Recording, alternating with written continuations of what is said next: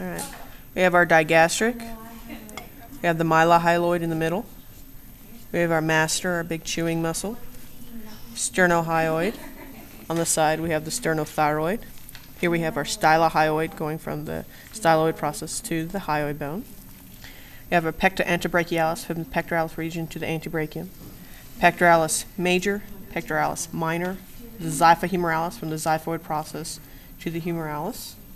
We've got the external oblique, internal oblique, transverse abdominis. We have the serratus ventralis, our armpit fan. It's like a big fan. And then we have our intercostal muscles. We have our sartorius. We have our gracilis. We have our vastus medialis, vastus lateralis, rectus femoris. You get a V for vastus. We have our tensor fasciae latae, our coffee muscle.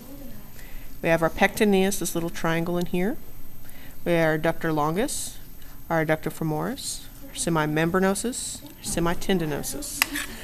Back at the cat, we've got the clavodeltoid, or the clavobrachialis, the acromiodeltoid, spinodeltoid, clavotrapezius, acromiotrapezius, spinotrapezius. We have our rhomboid capitis, looks kind of like fajita meat. We have our supraspinatus on top of it. We have our subscapularis underneath the scapula. We have our latissimus dorsi. We're going to have on our arm, we have our triceps brachii, our brachialis right here.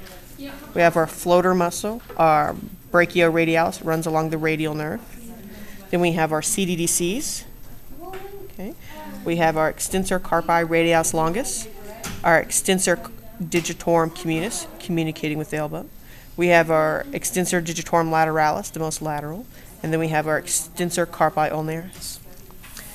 We have our gluteus medius, which is larger than our gluteus maximus. Our cauda-femoralis, that is going from the tail to the thigh to wag the tail.